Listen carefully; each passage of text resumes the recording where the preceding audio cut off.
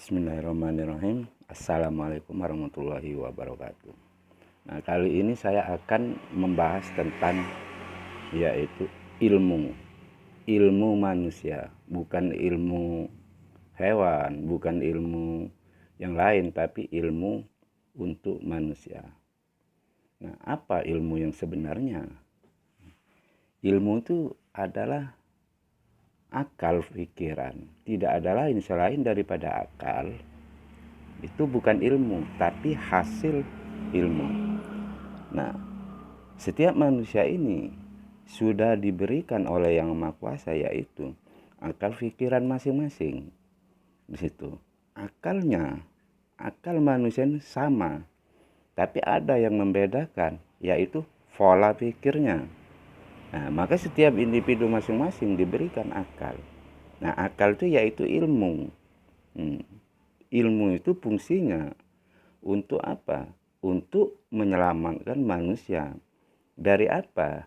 Dari apapun. Apalagi ketika manusia tadi diberikan kekuatannya. Nah, ilmu ini sifatnya seperti sinar, artinya seperti cahaya, menerangi, supaya manusia tadi di dalam menjalani kehidupannya dapat mengetahui apa? Ini yang bermanfaat, ini yang tidak, ini yang salah, ini yang benar.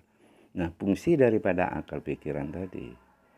Nah, tinggal bagaimana manusia tadi supaya akal pikiran dia tadi, supaya ilmunya yang ada di dalam diri dia ini kuat dan kokoh.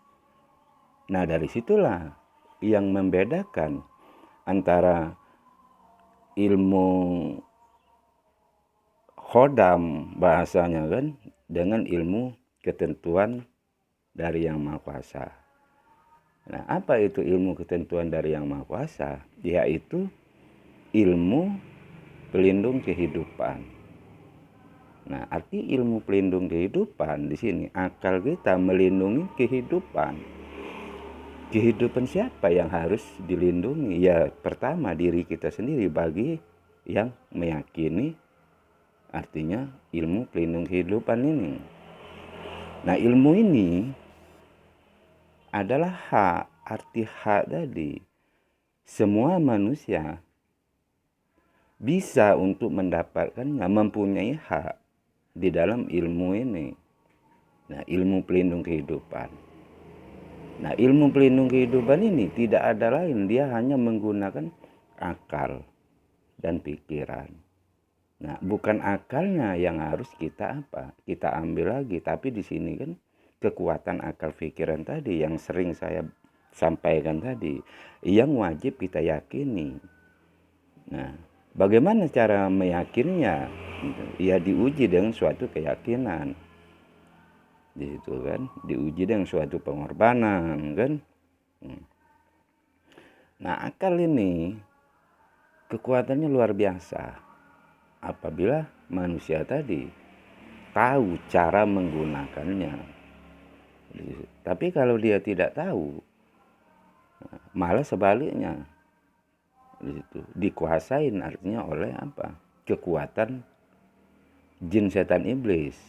Nah, kekuatan jin setan iblis ini tidak kelihatan, tapi dia ada di dalam diri kita. Itulah yang dikatakan tipu daya, yang benar seolah-olah salah, yang salah terkadang dia benarkan. Nah, itu keahlian tipu daya jin setan iblis, itu kekuatannya luar biasa untuk menipu daya manusia tadi. Nah, alhamdulillah kita patutlah bersyukur bagi yang sudah disahkan ilmu pelindung kehidupan. Mudah-mudahan kalau meyakini kekuatan akal pikiran ini dari Sang Pencipta, dari Yang Maha Kuasa, maka kita akan selamat dari pengaruh kendali kejahatan jin setan iblis itu yang selama ini menguasai, menutup akal pikiran manusia. Nah, masalah ketika manusia disahkan ilmu pelindung kehidupan, masalah kekayaan, artinya dia dapat duit gitu. Itu bukan tahap tujuan utamanya, tapi itu tahap entah yang keberapa. Karena masalah duit untuk mendapatkan kekayaan tadi, ya tidak perlu, artinya tanpa ilmu pelindung kehidupan atas ketentuan Subhanahu bil amin aja orang sudah banyak yang kaya, yang miliaran duitnya. Nah, maka saya bilang tujuan utama ilmu pelindung kehidupan diturunkan oleh Yang Maha Kuasa kepada manusia yang menerimanya, yaitu Bapak kita kan, Subhanahu bil amin gitu. Maka untuk menghancurkan pengaruh kejahatan jin setan iblis yang selama ini menutup akal pikiran manusia. Artinya pengaruh jahat jin setan iblis tadi. Karena jin setan iblis itu sifatnya ngerusak, selalu menghalang-halangi perjuangan kita untuk menuju kesuksesan tadi. Nah, tapi Bang, orang yang belum pelindung kehidupan malah sukses, kaya raya. Nah, itu cara mendapatkannya. Kalau mau kaya raya cepat, cara mendapatkannya harus dia kejam. Arti kejam di sini dia harus tega. Halal, haram, hantam semuanya dia ini. Tidak dia peduli hukum alam. Yang penting kaya raya dulu.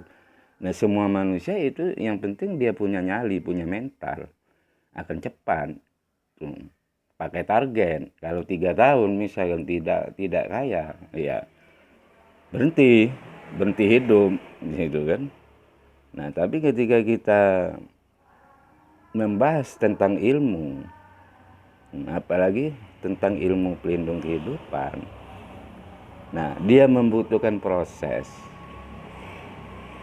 Bukan kita tidak bisa untuk meraih kesuksesan itu, justru kekuatan ini sangat mendukung, sangat mendukung kekuatan untuk mengangkat harkat martabat derajat manusia tadi, itu di dalam ketentuannya. Nah, cuma untuk ke situ panjang prosesnya, maka naik panjang prosesnya. Terus ketika sudah naik gitu kan, nah di sini kan diuji lagi, sukses, kaya, banyak duit, diuji lagi, banyak ujian. Mampukah dia di saat ini? Kalau dia tidak mampu menjalankan amanah titipan sebagai orang kaya tadi, maka dia jatuh lagi. Bukti sudah banyak yang sudah duitnya miliaran jatuh lagi, bahkan sampai sakit kan.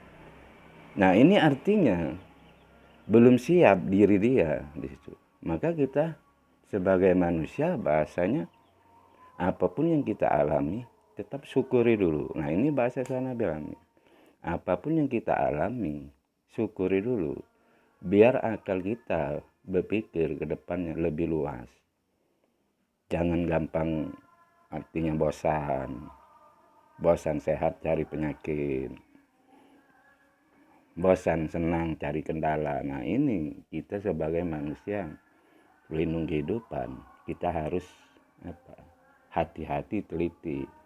Ketika kita diangkat derajat juga hati-hati, teliti. Nah, karena begini, manusia ini kalau dia diuji dengan kesusahan, penderitaan, banyak lolos, banyak tahan. Artinya dia tahan, kuat itu, menghalangi godaan tadi. Tapi apabila diangkat derajatnya tinggi, nah di sini banyak yang lupa diri, ingkar, ya, lupa asal dia mendapatkan bisa terangkat itu dari mana, dia lupa.